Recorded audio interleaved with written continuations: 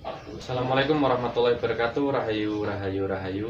Terima kasih buat pemirsa dan subscriber sekalian. Semoga dilancarkan rezekinya, semoga sehat selalu dan dikabulkan setiap apa yang diinginkan. Di samping saya sudah ada tombak yang tingginya lebih tinggi dari saya.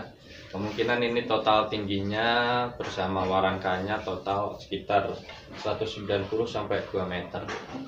Nah, tombak ini dulunya milik teman saya, dimaharkan ke saya dalam kondisi yang penuh dengan karat. Kemudian saya restorasi sampai saya pesankan landian sama warangkanya. Berikut proses restorasi saya, silahkan disimak. Berikut kondisi awal ketika tombak ini diantarkan ke rumah saya. Kondisinya sangat mengerikan karena karatnya tebal sekali, bahkan bagian tengah saya takut kalau nanti hasilnya berlubang ketika direstorasi. Tapi kondisi tombak masih sangat utuh, dari peksi, mentuk sampai bilahnya masih sangat utuh, jadi cukup bagus ya.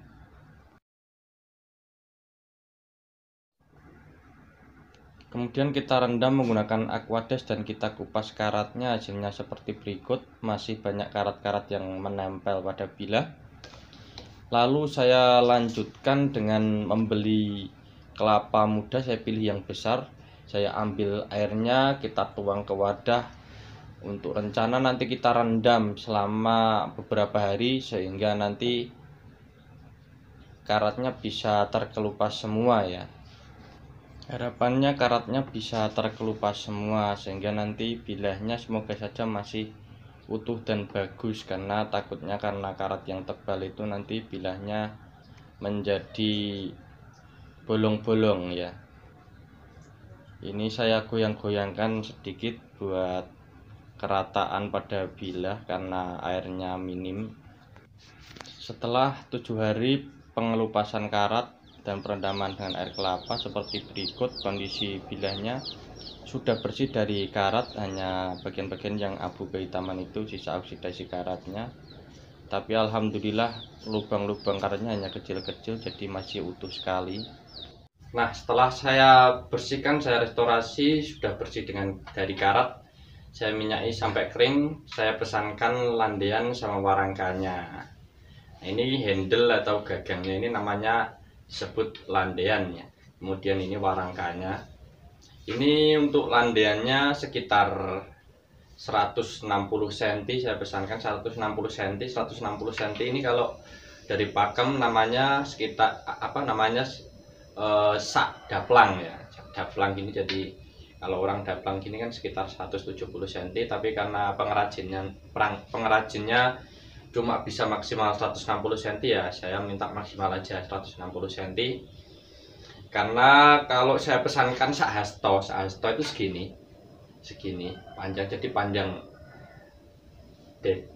landean atau gagangnya itu segini, kan gak pantas gitu, segini kan segini. Nah, ini sampai segini, berarti ini kita pegang di sini.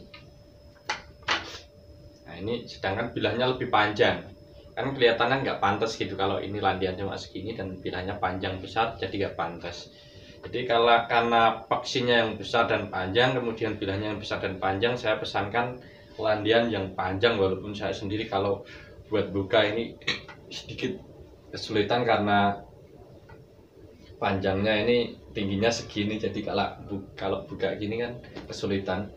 Tapi tidak apa-apa karena demi kelihatan bagus dan pantasnya. Nah, kita lanjut review dalamnya, kita buka.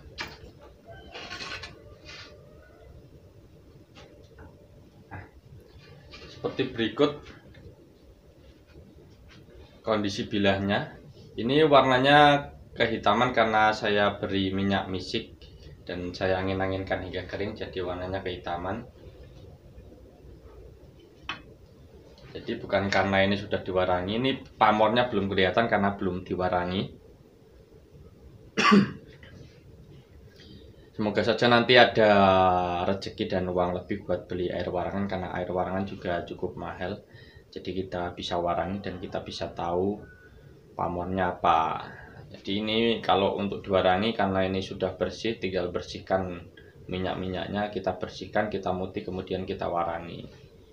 Saya suka misik hitam karena cepat kering. Kalau misik putih itu keringnya lama banget. Saya sudah pernah nyoba angin-anginkan selama 1 minggu itu masih belum kering. Tapi untuk misik hitam saya minyaki full, saya angin-anginkan selama sekitar 3 hari itu biasanya udah kering. 3 sampai 4 hari udah kering.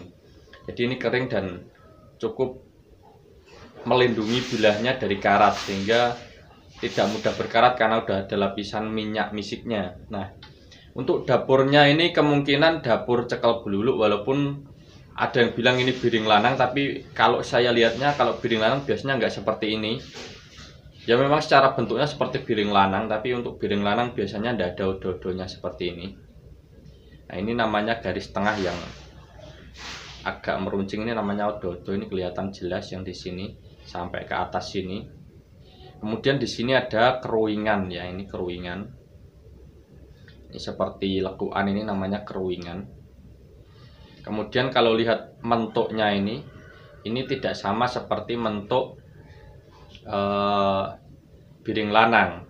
Nah, saya cari-cari kemungkinan ini dapurnya cekal beluluk. Kalau lihat dari mentuk dan kemudian ada odo-odo dan bentuknya seperti ini seperti dapur cekal beluluk, mirip kepemilikan Kabupaten Sleman, Kanjeng Kiai Turunseh. Juga dapurnya cekal beluluk, tapi untuk Kanjeng Kiai Turunseh mentuk dan ini bagian bawah ini kinatah emas ya. Kalau ini enggak, tapi ini masih kelihatan ada keruingan. Ini seperti kalau keris seperti serawean. Nah, ini bagian sini odo-odonya masih kelihatan, tapi untuk keruingannya enggak kelihatan. Dan untuk ujung bilahnya ini nyujen ya. Kemudian mentuknya ini iras. Iras itu berarti tidak bisa dilepas atau menyatu jadi satu dengan bilah ini. Satu besi, mentuk sampai peksi itu iras.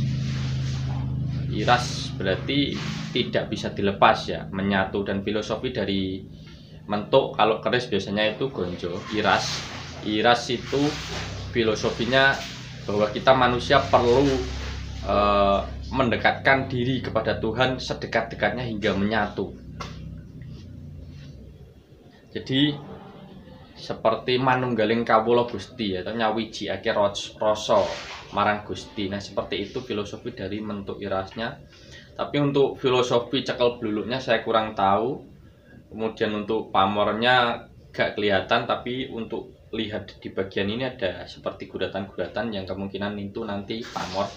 Sampai ke peksinya nanti pamor. Dan alhamdulillah pusaka ini masih bisa kita selamatkan dan kita rawat dengan baik. Walaupun ada bagian-bagian seperti ini juga yang sedikit termakan karat. Jadi tapi tidak apa-apa, ini masih sangat utuh. Semoga saja nanti bisa kita warangi dan kita lanjutkan ke part 2 untuk pusaka ini sudah kita warangi ya. Kemudian untuk tangguhnya, kalau melihat ini panjangnya, nah ini panjangnya hampir sama dengan lengan saya, sekitar 40 cm, dan ini lebarnya cukup lebar. Kalau dibandingkan keris tombak-tombak era Mataram biasanya itu kecil katanya. Ini untuk tangguh kemungkinan ini era Singosari atau Jenggolo karena peksinya juga yang besar. Tangguhnya kemungkinan era Jenggolo, Singosari. Dan pertama kali saya pegang pusaka ini ada dalam hati, oh ini sepertinya Singosari. Langsung ada intuisi seperti itu, ada firasat seperti itu. Tapi untuk teman-teman yang mungkin lebih tahu, lebih paham tangguhnya, mungkin bisa komen di bawah, karena saya sendiri sebenarnya kurang begitu menguasai dalam dunia perkerisan. Kalau batu ya mungkin oke lah, banyak yang saya tahu, tapi untuk dunia perkerisan saya masih sangat awam sekali. Nah, ini dapurnya juga cekal beluluk. Kemungkinan kalau mungkin teman-teman ada yang lebih tahu bisa komen di bawah, karena saya jujur untuk dunia pusaka saya masih sangat awam. Jadi kemungkinan era Singosari dan dapurnya cekal beluluk. Dan ini ketika saya bersihkan saya sudah hati-hati. Saya sudah beberapa kali membersihkan dan restorasi pusaka beberapa teman saya, itu tidak pernah ada yang namanya saya terluka karena pusaka. Jadi ketika merestorasi ini saya bisa nggak sengaja kegores, luka dan berdarah gitu beberapa kali hanya saat restorasi ini. Tapi karena hal itu saya merasa ini Singosari kan, karena menurut keyakinan beberapa pecinta Tosanaji, besi Singosari itu dikatakan nyokot. Nah, nyokot dalam artian melukai. Nyokot itu kan menggigit, bahasa Jawa. Nyokot itu bahasa Indonesianya menggigit, jadi melukai. Katanya besi Singosari itu melukai. Jadi saya tambah yakin bahwa ini Singosari. Tapi kalau mungkin ada yang lebih paham tangguhnya, mungkin bisa komen di bawah ya. Terima kasih sebelumnya. Kalau mungkin ada teman-teman yang dekat dengan saya, mungkin pengen pusakanya, punya pusaka lama nggak terawat, pengen direstorasi, atau pengen punya pusaka, pengen sharing-sharing tempat saya di Kudus, mungkin boleh main ke rumah saya, nanti kita sharing-sharing pusaka buat nambah ilmu dan wawasan saya juga. Nah, itu review dari saya dari tombak ini yang sudah saya restorasi. Nanti untuk pamornya kita ke part 2, semoga saja ada rezeki lebih buat beli air warangan, karena air warangan cukup mahal. Apabila ada kesalahan atau kekurangan pada video ini, saya mohon maaf sebesar-besarnya. Terima kasih. Rahayu, rahayu, rahayu. Wassalamualaikum warahmatullahi wabarakatuh.